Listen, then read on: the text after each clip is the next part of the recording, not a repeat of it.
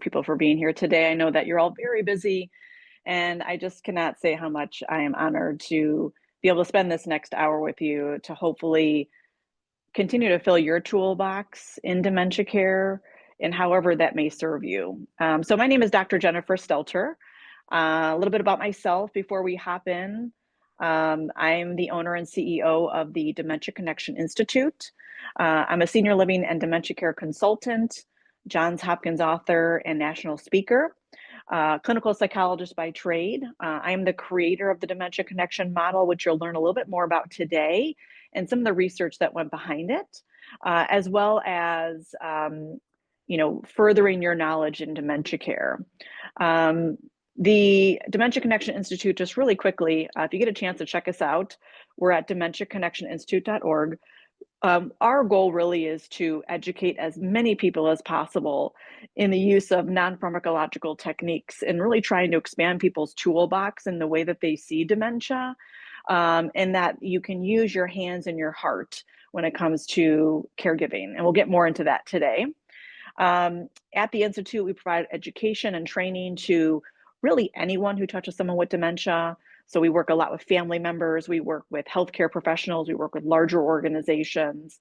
We provide that education and training through various classes and seminars and webinars. And also we have a signature certification class.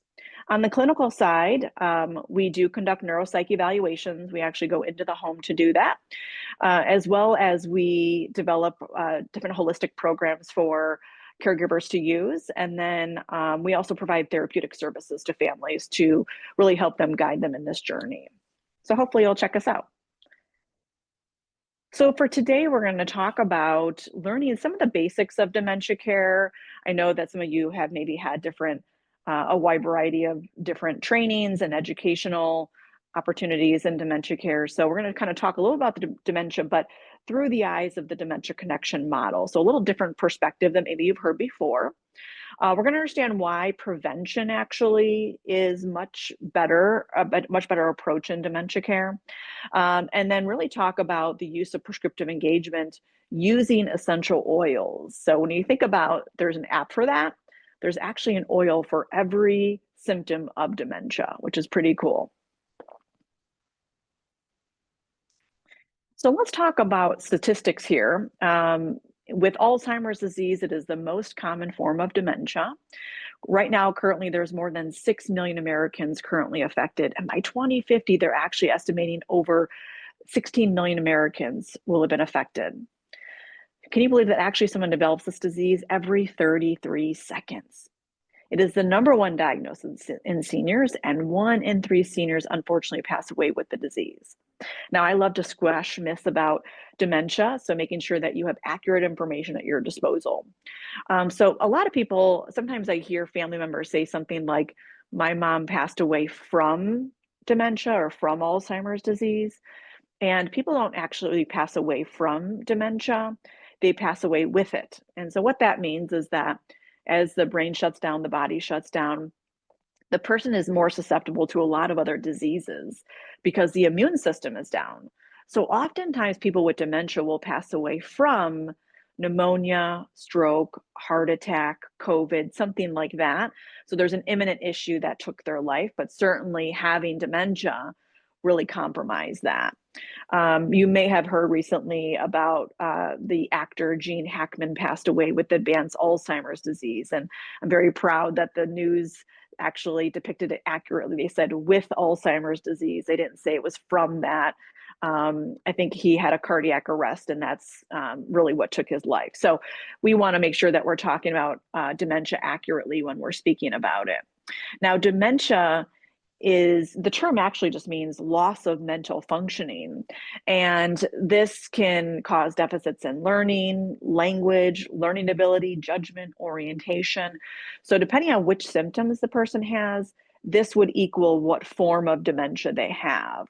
Now, when we talk about form of dementia, there's actually over 100 types of dementias. Now, Alzheimer's is the most common form, about 2/3 of all cases. And the term dementia falls under the actual diagnosis, which is called neurocognitive disorder. And that spans from mild to major, so it's a spectrum, okay? Now, when we talk about some of the symptoms we see of dementia, of course, we are very familiar with the fact that they may have short-term memory loss, have difficulty taking care of themselves, but we tend to also see challenges with some of the actions that they're showing us, whether that be wandering types of behaviors, or sometimes they believe things that aren't true, sometimes they repeat themselves a lot, even up into sometimes aggression, which can happen sometimes when they sundown, which is later on in the disease process. So all of these symptoms we know are kind of coming on. And again, depending on which form of dementia they might have more or less of some of these symptoms that I'm mentioning. We want to find a way to really kind of find that perfect day for that person. Okay, so if you're thinking to yourself, what would a perfect day be like for someone living with dementia, right? Think about that in your own mind, right? What does that mean, right? Oftentimes I hear people say things like, that means that they're more calm. That means that they are engaged. That means that they're able to carry on conversation. They're not in distress, right? So these are very common things people say when they think like, what could be that perfect day for someone living with dementia?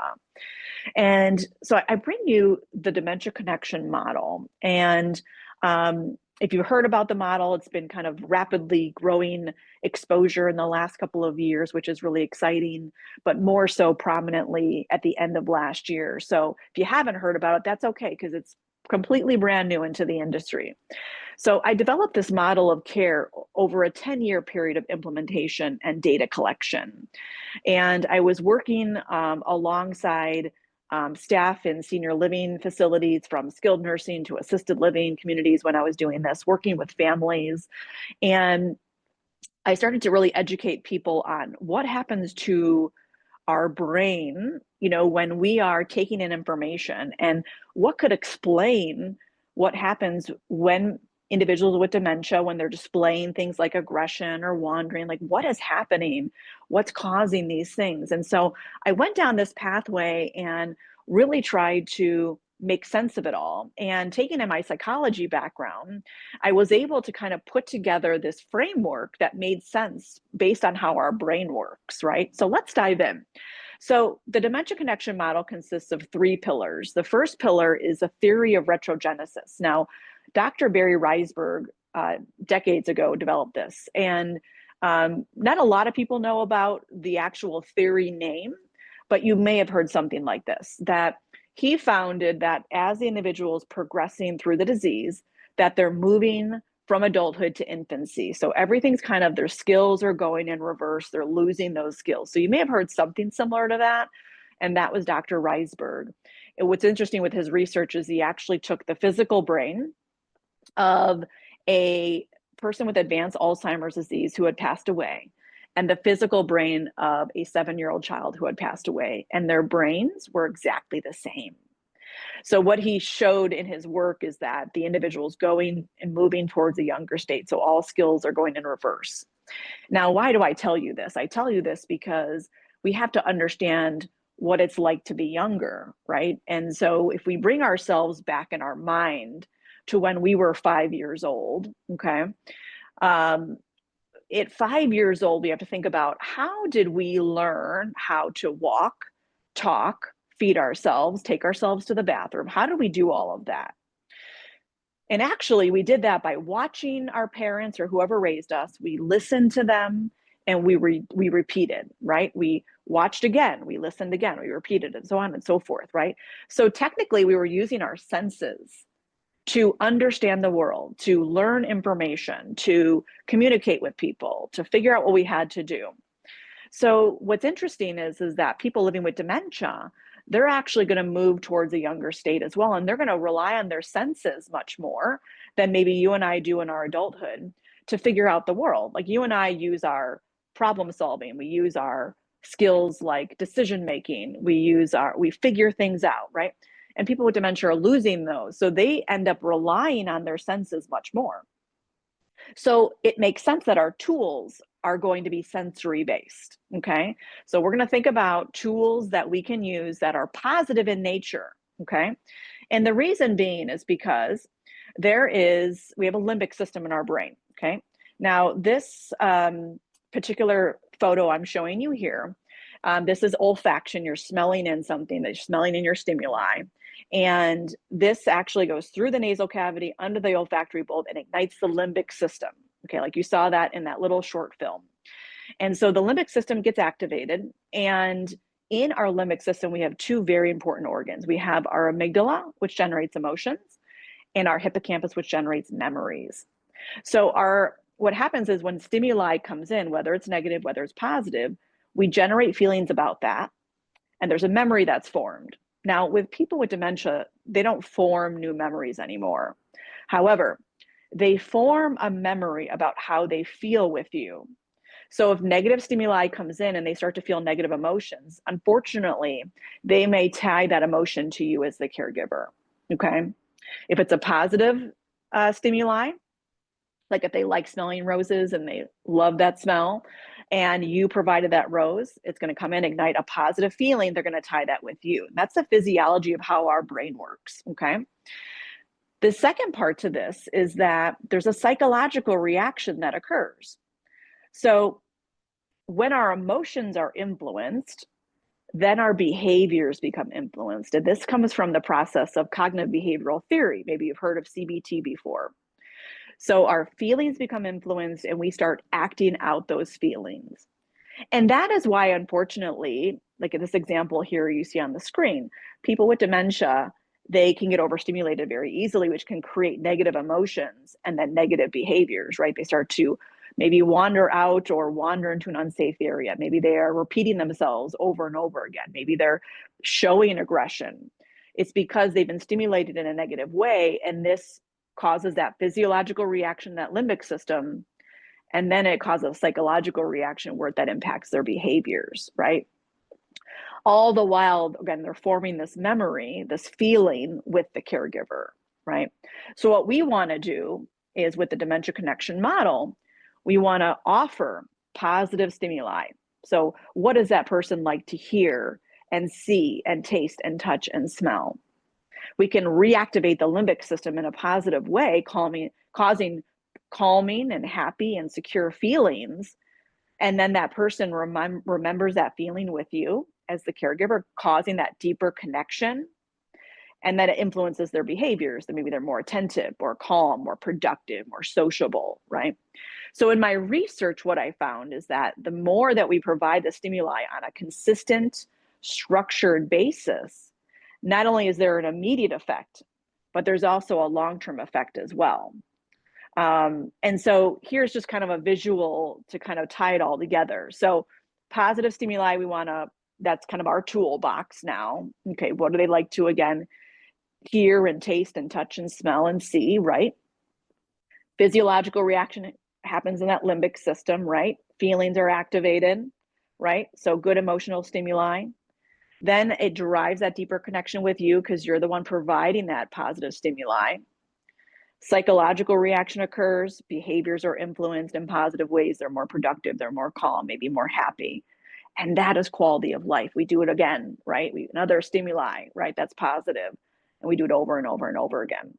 So the active habilitation, which is that third pillar, just means we're going to do it repeated, right? We're going to use the same type of stimuli every day, okay? Now, when we repeatedly or on a afternoon, when we're repeating on a regular basis with the person using the same tools, there's an amazing experience that occurs. So in my research, we were able to find that there was an immediate effect that occurred within seconds when we introduced a positive stimuli, okay? So what we did was we started to use the same stimuli every day. Okay, so an example for olfaction, and we're talking about essential oils today, is we would use citrus essential oil at every meal because citrus has been shown in research to improve appetite and to boost mood, right? So nothing is better than having a happy, hungry person to get started for a meal when you want to nourish their body, right? That's a great recipe. So we use citrus oils and we did it for breakfast, lunch, and dinner. So immediately we were seeing results. Residents in this particular memory care assisted living that we had implemented it, they were eating more food. For those who had to gain weight, they were gaining back weight, which was great because we don't want them to lose weight necessarily unless it's clinically necessary. Residents who were on supplemental drinks, we were able to eventually discontinue those because they were eating real food again. But about a month into using citrus every meal, it was so interesting. I remember standing there in the hallway. So normally the staff would go before every meal. They would go get all the residents, remind them it's, the meal time. A lot of them were being escorted to the dining area because they didn't recall where it was. And like I said, a month into this, all of a sudden, I'm standing there with a family member in the hallway, and a group of residents started to bring themselves to the dining area without any reminder that it was time to eat. And I thought to myself, wow, they were smelling the smell of the citrus, and they remember citrus means it's time to eat. And I had just reinvented Pavlov's dog. If you're familiar with that experiment in Psychology 101, I was like, wow, I just recreated this. So I knew that the dementia connection modeling not only had an immediate effect, but a long-term effect when you use the same tools every day. And so it was amazing to have that experience because at that point I knew I had a model of care that I could introduce to the industry. Fast forward, a number of years, I wrote a book deal with Johns Hopkins and it became published to the industry. So very exciting work. I get really geeked out about it, but it was really effective, which was wonderful. So what we're going to focus on today is specifically olfaction. So when we're smelling in positive stimuli, and really more specifically using essential oils, okay? Now, you may have used essential oils in the past. I'm going to kind of skip through this past. But when we talk about essential oil use in dementia care, we're going to be very intentional about it, right? The goal is to try to prevent any negative experiences as much as we can, and it's not, bulletproof, but as much as we can use the stimuli, we can really try to lower the opportunity for negative interactions to occur. So prevention is much better than reaction. But what's great is that with the dementia connection model, you can still use it in the moment if you need to kind of turn a situation around because it has immediate effects, okay? But think about this, right? We talk about the use of essential oil use versus maybe medication, right? And one of the reasons I opened up the Institute was to really try to reduce the use of medication, for people's plans. It was overly used and things like that. I mean, there's a time and a place, but certainly was overused in our industry. And so think about if we were to get a prescription for essential oil use instead of a medication, right? Something like this. So let's just say that the individual sundowns, so they become more agitated as the afternoon goes on. And the caregiver could use lavender essential oil instead of like an antipsychotic or an anti-anxiety medication, right? Lots of side effects with those. And so your prescription is use 5 drops of lavender in a diffuser 30 minutes prior to sundowning on a daily basis, right? How amazing would it be to get a prescription like that from your doctor, from your loved one's doctor or your resident's doctor, and here you go. You now have this wonderful tool that you can use with minimal to no side effects, right? I mean, that's amazing. And I hope that we continue to move in this direction. And I educate so much on holistic tools because this is what we know is really more effective longer term than on any kind of RX medication. So when we talk about aromatherapy, we talk about aromatherapy with it, there's an oil for really kind of any symptom of dementia. So we're going to talk about things for appetite and mood and fearful and anxious feelings and sundowning and sleep. We're going to talk about that all today. Okay. Before we hop in though, if you are an avid user of essential oils, hopefully this is a review in terms of like safety and things like that. But if you never use essential oils, it's important that we kind of talk about some do's and don'ts, right? Because essential oils, although they're safe, they're often without side effects. We can't say that there's no side effects to essential oils. Essential oils come from plants and trees. So let's just talk about, let's say poison oak, right? It's like you walk through a poison oak plants, right? And you're going to be very itchy. You're going to have a rash, right? That's the side effect of poison oak. So not fun. I think we all know that. So we have to make sure that we understand or we're educated about oils before using them. Okay. Now, oils, their goal is to restore the body back to its natural state. Okay. A lot of side benefits to using oils because one bottle actually can have up to 35 health benefits. So you might be using it for, this symptom or that symptom of dementia, but you can use it for another symptom of dementia. All the while, you can use it for you as well, for something that maybe you want to replace in your medicine cabinet or use to clean your home, right? There's just so many uses for it, which is great. And quick responses. Within 22 seconds, essential oils start working on the mind, on the body, so many benefits to it, okay? Now, as I mentioned, essential oils come from plants and trees. So how they're taken, that substance, that oil is taken from the plant or tree is it's either steam distilled or it's cold pressed from the rind. And that's how they get the oil out. And most essential oils are grown in other countries, right? So whatever brand of oils you want to go with, make sure that they get their oils from those native lands, okay? That they're not necessarily grown here in the United States because that is not, you're not going to have the purest potency to those oils. And what's great about oils is that they're so small in molecular size that they actually cross the blood-brain barrier and get to that limbic system. That's the goal, right? And so with that said, we are able to utilize essential oils throughout the entire disease process. And so from a minimal standpoint, right, some people with dementia, they may lose their sense of smell. And so what that means is that even though they lose their sense of smell and they can't decipher the smell, it will still be effective, okay? What won't be effective if, let's just say generally in aromatherapy, if you're using like, just say like fresh baked bread, right? Or you're trying to use the scent of coffee brewing because maybe the person you care for loves that smell. Unfortunately, if they stop smelling, they can't smell that anymore, right? But with oils, you can still use them, even though they can't decipher the smell. It'll still have that physiological reaction we're looking for to calm the body, as well as to then impact their behaviors, right, as we mentioned. So a couple of ways to use essential oils. One is aromatic. That means we're breathing them in. That's the most effective way to get this physiological reaction started that we talked about, okay? Now you can use it in a diffuser. Diffusers come in all shapes and sizes and all of that.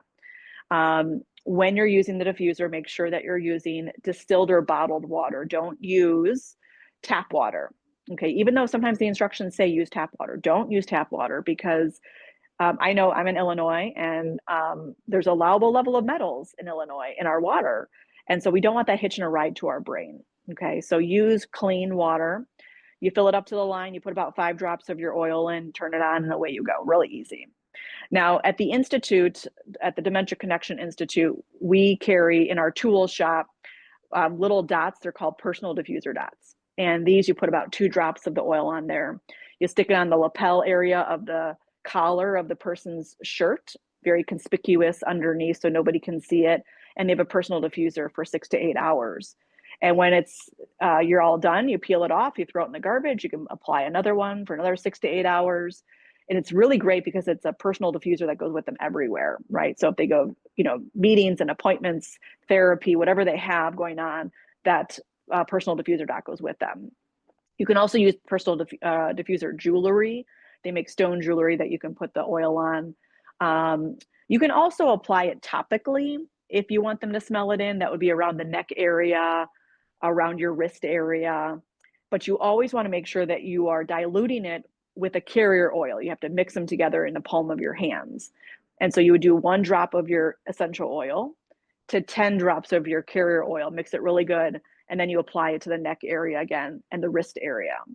Now, your base oil or your the kind of carrier oil, it can be something like a vitamin E oil. It could be fractionated coconut oil. It can be olive oil, whatever your choice is. I prefer fractionated coconut oil because when you mix it together and you apply it to the skin, if your clothes are right there, it does not put any stains on your clothes, which is nice. So, and there's no smell to it, which is wonderful. Okay. So you can do oils topically. Like I said, you have to mix with a carrier oil. It protects the skin, so there's no skin rashes, and it drives it deeper into the skin. So you have a more effective reaction, which is good. Okay.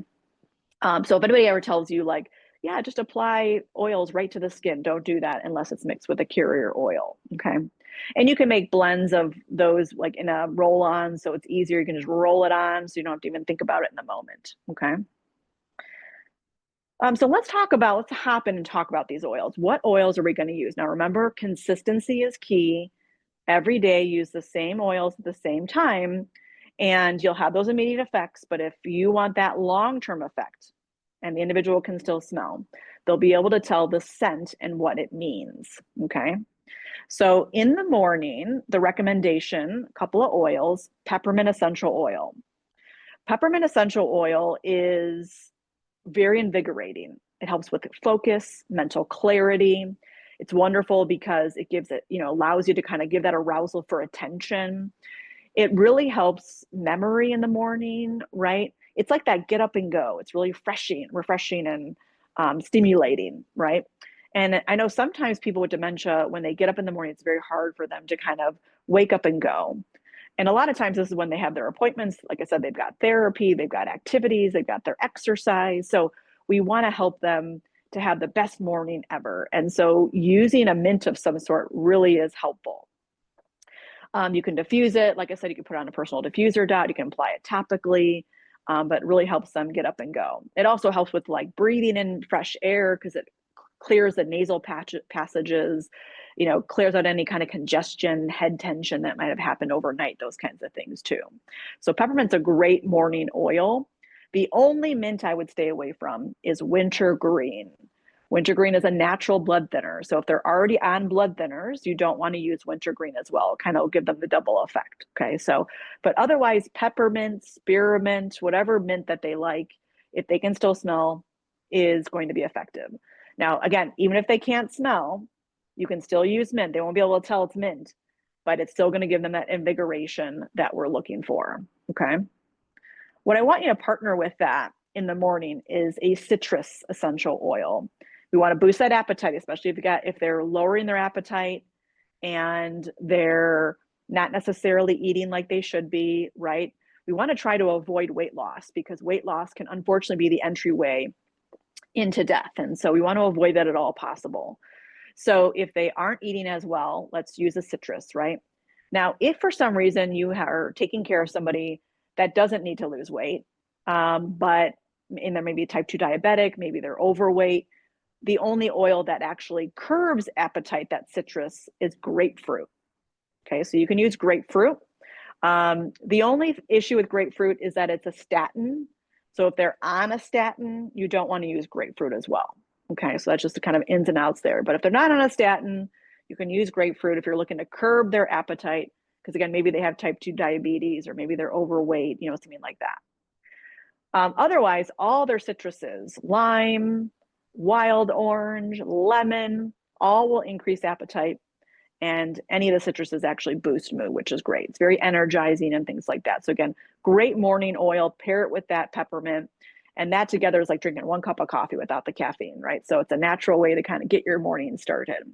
So citruses are also great if the individual has any kind of depression or sadness, right? This is going to help boost that mood. It actually increases serotonin in the body, okay?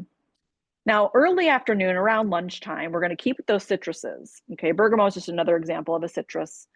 So we want to keep that going so we can keep their mood elevated, keep their appetite going. But again, you can swap out for that grapefruit if you don't necessarily want to play on their appetite, okay? This is going to help them to stay sociable throughout the day, engage with other people, concentrate on what's going on, you know, all those types of things. Now, the only caveat with citruses is if you apply it topically and they go out in the sun, it can be phototoxic. So it's like putting olive oil on your skin, right? And going out in the sun, that can be bad. So, but if you just inhale citrus, there's no phototoxicity. So don't worry about that, okay? So we're going to stay with the citruses. Then if the individual sundowns, or maybe they have a challenging afternoon, evening, right? They start to become more irritated, more irritable, agitated as the day goes on. This is pretty natural for a lot of people with Alzheimer's disease and other forms of dementias, because their body is tiring, their mind is tiring, but they don't know how to cope with it. Like you and I, right? If we're getting tired through the afternoon, let's say we're driving in our car, we might, you know, bring down the window, have some wind in our hair or in our face, right, to wake us up. We might pull over and get a cup of coffee, right? Like we know how to solve that problem. The people with dementia, they have problems with problem solving. So they may not think of how do I solve my tiredness. So they just become more and more agitated, okay? So about 30 minutes prior to their natural sundown time, which that's usually the same time every day, 3:30, 4, 4:30. 30 minutes prior to that, okay, you want to start lavender essential oil, okay? Lavender is all things calming, okay? Lavender is fantastic, right? To really set the mood for a calming afternoon, evening, okay? So really helps with that sundowning time. Now, again, we're going to be proactive, right? We're not going to be reactive. So we're going to try and start this about 30 minutes prior, whether it be through a diffuser, personal diffuser dot, applying it topically, whatever it might be, right? The goal is to try to get them calm before the agitation really, you know, kicks up a notch, okay? Now, you can actually carry on lavender essential oil into the evening, okay? Now, a couple of swap outs for lavender, and I'll talk more about sleep, but you can use any kind of calming oil. So lavender is one, of course. Rosemary is very calming, great for memory as well. Roman chamomile, you may have heard of that. It's a tea, right? Very calming. So that there is essential oil of Roman chamomile as well. You can also use frankincense, very calming.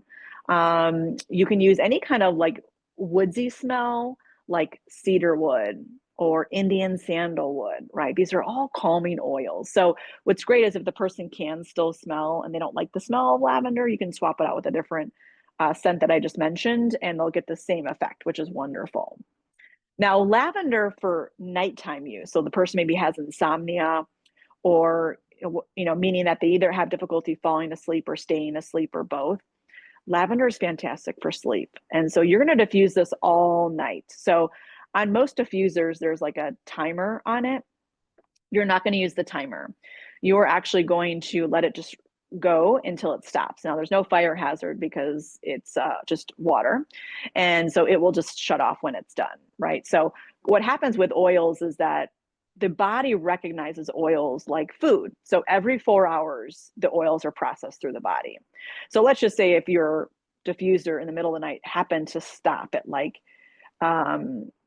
midnight, right?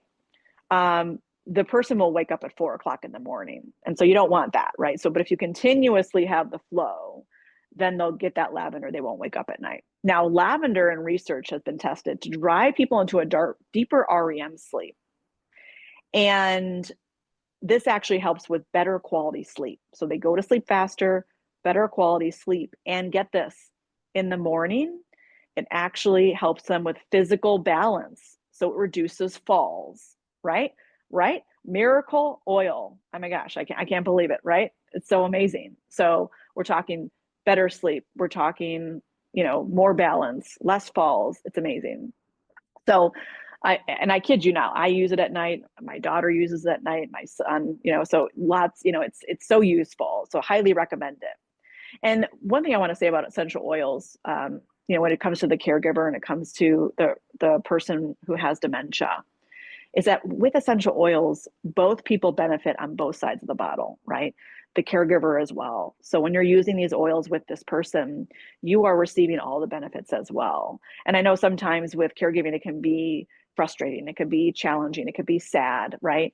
And when you're going through those emotions, these oils are going to help you as well. So you stay as calm, cool, and collected as possible so you can continue to work with this person or care for this person in the best version of yourself, which is wonderful. Okay.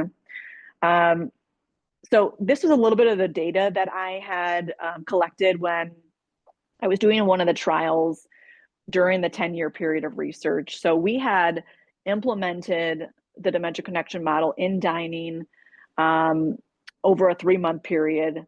And we wanted to be very controlled. And so that's why we did it specifically for these meals. And so with that said, we were able to increase consumption for residents. And so we looked at various ways from essential oil use. We were using music, we were using certain specific plateware. And when we talk about residents who were eating 80% or less, 1 of 2 residents, we were able to increase their consumption over 80%, which was wonderful. Now, in earlier research that was done, they were only able to increase consumption by 24%, and I was able to double those numbers. Now, for weight, for residents who were losing weight, okay, so they were below the weight that they needed to be, we were able to increase 54% of those residents to a healthier weight, which is wonderful. And then a lot of these residents who were losing weight, they were on supplements, they were drinking their meals. And that's not quality of life. Like, who wants to do that, right? So we were actually able to discontinue 72% of supplements because residents were eating real food again, right? Now, the facility was paying for the supplements, and this ended up being a $9,000 savings in 3 months for them, which was a $40,000 savings in 1 year. It was unbelievable. They were actually able to hire more staff because of this. And this was just implementing the model of care in dining, right? So much more we can do with the Dementia Connection model. But I want to share a little bit of the data with you. Hopefully that will help in kind of putting this into perspective. Now, if you do happen to work in an organization that you want to implement essential oil use, it is really good, and it's actually best practice to have a foundation behind that. It's not just, let's get a diffuser, let's get an oil, let's turn it on, right? In organizations, you certainly want a policy for this use, right? And so at the Institute, we actually have a full essential oil program that we can come and implement for you with, from start to finish with all of the stuff I'm going to talk about. But otherwise, you need a policy. You do need what's called standard operating procedures, right? So what are protocols that staff can use or caregivers can use when implementing this? And you don't necessarily have to have a doctor's order, but some facilities, some organizations want that as a backup. And a lot of doctors are willing to do it. I've talked with many doctors over the years, and they're willing to provide that order. Very general, may use essential oils. They won't get into when to use what, when, because they're not really well versed on it themselves, but they're really open to opportunities to reduce medication if needed, okay? You add that to that care plan. And the biggest thing is training, right? The caregivers need to be trained on how to use this properly, which oils to use when. This is very intentional use, okay? Now, if you're a family member at home and you are wanting to implement this, right? Obviously, you don't need all these bells and whistles, but definitely more training, I think, is needed. We want to be intentional about when we're using oils, what we're using oils for, so on and so forth. Now, I just kind of brushed the kind of tip of this at this point in terms of all the oils we can use, just kind of gave you some basics on what we can use in the morning versus afternoon versus evening. But there are oils for different behavioral symptoms. There's oils for better communication. There's oils for, a better experience with ADL care. So hopefully you'll check out our website, dementiaconnectioninstitute.org. The resource on here, the book here, The Busy Caregiver's Guide to Advanced Alzheimer's Disease, that's the book that I wrote with Johns Hopkins. And it can be found on Amazon. It can be found on Johns Hopkins University Press website, Barnes & Noble. Pick it up. It's going to have tons of information on there, or in there, about the Dementia Connection model, of course, about essential oil use, but a lot of other tools that you can use that are sensory-based throughout the caregiving journey, okay? Then hopefully you'll check out our website. We do have a tool shop too with a lot of these tools I mentioned today that hopefully you can utilize too. So in conclusion, people with dementia, they thrive on consistency. They thrive on positive stimuli. So with the dementia connection model, all you have to remember is, what are they experiencing through their senses right now? And if it's not positive, we got to change it up. Let's reactivate that limbic system, because they're going to have an immediate effect with positive emotions, a connection with you, and then a psychological reaction where their behaviors are influenced in positive ways, right? So it's that simple. And not only is there that immediate effect, but if you use the same tools every day, they're going to learn what these tools mean. And within 1 month's time, they'll be able to know what time of day it is, what they should be doing, where they should be. I mean, these are gifts you can give someone with dementia to help them to thrive on being as more independent as possible. Okay. So consistency is key. That is the perfect day using essential oils or using any kind of tools on a regular basis. The outcomes are unbelievable. It benefits them, of course, quality of life, and it benefits you as the caregiver. It's a win-win overall.